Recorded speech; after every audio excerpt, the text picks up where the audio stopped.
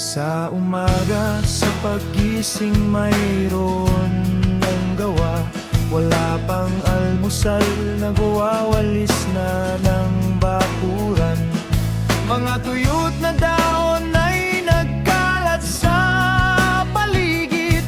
Pagsibak ng panggatong at pag-igib ng tubig. Kasama ako sa pagpunta ni tatay sa bukid. Dala ang kalabaw, baon at pagkain namin. Mag-araro ng lupa para pagtataniman. Mga gulay, palay, saging at kamote.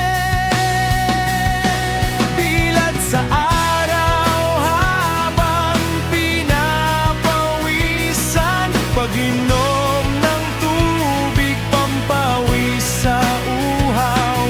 Ganito buhay namin kapag taniman, upang may makakain sa araw.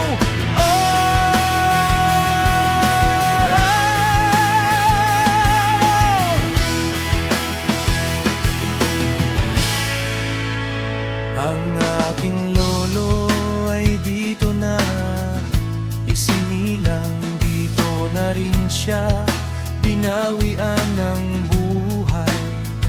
Sinabi niya, kung gusto ko mapayapa sa bukid, tahimik ang pamumuhay.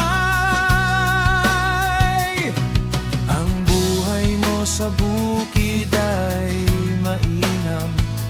Tatagal ang buhay sa edad 100.